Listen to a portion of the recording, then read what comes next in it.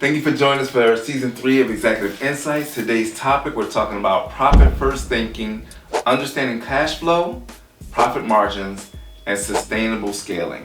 I'll be your host, Gervais Nelson, CEO of Basetime, as well as the founder for Basetime Foundation, alongside my amazing co-host. Hey everyone, I am Marie Rose, CEO of Rosebud Studios and founder of our nonprofit Rose Petals to Success. Marie, will send it over to you first. Mm-hmm. Why do so many new entrepreneurs misunderstand revenue? I always say, like, the lack of education in our upbringing. Mm-hmm. I don't know about anyone else, but I didn't have the upbringing where we really focused heavily on financing and credit.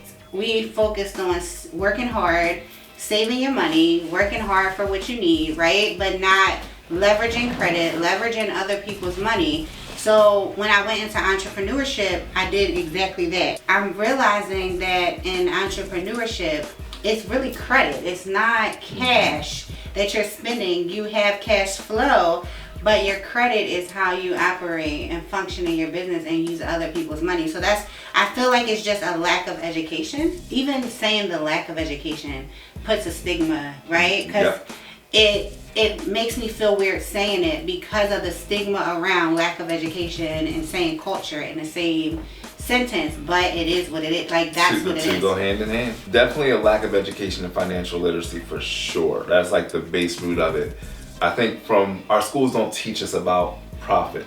Our schools, if anything, they teach us how to make revenue. Mm-hmm. You gotta have money, you gotta hustle hard, you gotta get it. But they never really teach us about understanding the long term of actually how much that goes to your overhead. Mm-hmm. Like, you can have all the revenue all day, but if your expenses are high and your revenue is high, you're not going to make any profit. Yeah. So you got to be able to understand, yes, your target market is this for revenue, but then you want to keep your expenses here so that the profit margins in between can pay back your credit, can pay back your capital, and all those different things, and you can have the money to continue to grow and scale. What financial lesson humbled you the most during your early years in business? Year 1, when I filed my taxes, was probably the most humbling experience in the world, because I felt like I did all of this to make this money. Mm-hmm. I thought I had a pretty decent year for a first-time business owner with no schooling, no knowledge, no one to teach me. Just figured it out and had a good year, and I made money, and I went to go file my taxes. I don't know if this ever happened to you, but you get back from your accountant, okay, so this year was a loss. And I'm like, a loss? Mm-hmm. What do you mean it was a loss? I did good. I made money. And then when they break it down to you from an accountant standpoint, once you pay all your overhead, your expenditures, and the different things like that, once all that all comes together, your company either makes money for the year or it loses, and I lost. And just to see that number at the end with a negative, or in parentheses, it's not even in that quote, in that parenthesis box, like, that's a negative. Like, what do you mean I didn't make the money I thought I made? Like, but that's what, at the end of the day, that's the only thing that matters, what's on paper. That was a very humbling. I didn't know as much as I thought I did. That was the real humbling experience for me. I looked at my P&L statement, and I only focused on the number that I was reaching of the sales to come in, but not focusing on the amount that was coming out. Right. So it could say I made $100, but when it say you really made $20, it's like, wait a minute, so why I need this number to triple? Oh my gosh, I put in all that work to make 100. I gotta triple that to make 300. Look at the entire picture, and then that IRS bill. Understanding that, okay, you're gonna owe money, right? Put money to the side. Yeah.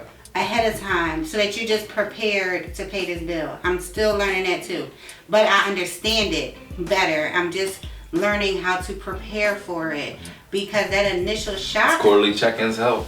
Yeah, that initial shock is a shocker. So now the shocker is not as hard as a dagger. I'm like, okay, I knew this already. Question number 3. I think this is an amazing question. So, has social media and appearances made entrepreneurs addicted to looking successful instead of being profitable? Maybe back then when I first started, I can say that a lot of people were looking more at the looking successful. Right now, I feel like those people are being exposed. Very true. So if you look back 6-7 years, I will say right then, that's when entrepreneurship was becoming so popular. Right before COVID, around COVID time, and everybody had money, so everybody's paying for marketing and looking profitable and all the things, looking successful, got all the cards, because that's what success looked like, right? And then as time goes on now, and now all the people are realizing a lot of the pyramid schemes and all of the things, and people are seeing that this was fraud. Now, I think it's changing what entrepreneurship is. Now, people are trying to look at it from a different perspective and trying to put in the work, but not putting the work. Great take. Wow, I'm sitting there like in awe, kind of, because that was a really good answer. For me, I would say social media. I always look at the realtors, the wave of realtors that are out right now. Yeah. It's like, why do you need Gucci shoes and Louis Vuitton belts and bags to sell a house? I don't understand how that makes you a better, like, they're using the social media tool. And that's not to pick on realtors. I love realtors. Please work with me. I love you. But there are so many, and not just in Philadelphia, but everywhere. It's like they have the facade of being highly successful, and that makes them better at their job. And it goes across a lot of fields. And I don't think that works. It's just that's the image that they're trying to portray. But if you think about it, I don't want somebody selling me a row home with Gucci from head to toe, because that's what I'm saying. You don't. This is beneath you. This row home. You look like you need to sell me one with a $1.5 million home. Like, so I really, like, that's not. It don't make sense to me. It's not. Are you selling the career? Because then I'm not your customer. This is what I'm saying. Yeah, it's not. And I think so many of the entrepreneurs, I think the realtor one was just the one that's the most extreme to me. Yeah. Because it's like, we all know or have seen someone where it's like, yes, there are a lot of entrepreneurs. There are a lot of people out there there are a lot of people doing a lot of different things. And the scale is very extreme. Credit repair is the same. One and the same. Because the credit repair people is Gucci. Why we keep saying Gucci? But all the things, luxury. Now I said it, you can't unsee it, right? Yeah, and then it's like, wait, are you teaching credit repair to waste your money on luxury items? It's the lifestyle. Utilizing the credit repair to take you to another level. And another level, does that only mean designer? Okay, yeah. Now you see what I was saying? Like, that was one of the ones where I think social media has fooled a lot of the entrepreneurs to portray and look and present in a way that's highly profitable or successful, as people can like say, ooh, I want to work with them because they look like they have it. Yeah, I don't understand that ideology. And maybe that's something that maybe holding me back in one run or another. Don't look nothing like. But if you ever seen the top 1% in the world, oh my gosh, they don't look like that. The people with the luxury lifestyle and the look is the face, but then the person who created it doesn't look like that. So he's notorious for the black turtleneck, blue jeans. Yes. And that's one of the people like, I study success. I don't study what looks like success. Yeah, I love that question. That was a really good question. That's what I said when I saw it. I was like, well, this is good. Now, what financial decisions today do you believe will most impact your company's long-term survival? Over the time of growing and getting the business and understanding the profit, just understanding that for me to get where I want to be, I had to not target the revenue dollars, but target the profit margins. So I no longer chase revenue dollars. When I first started, the goal for every entrepreneur, I want to make $1 million.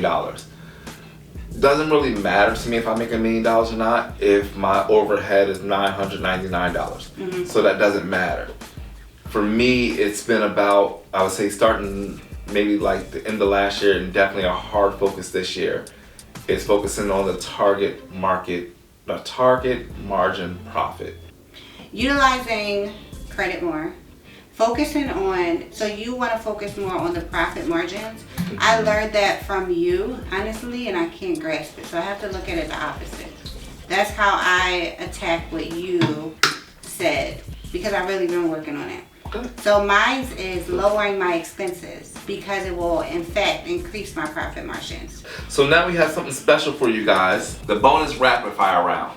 Drink Champs, they have the quick slime with slime. Basically, this is it. It gives you one, you pick one, you say why not. Would you rather have revenue or margin, and why? Revenue? I don't know why. Go to the next one. Okay.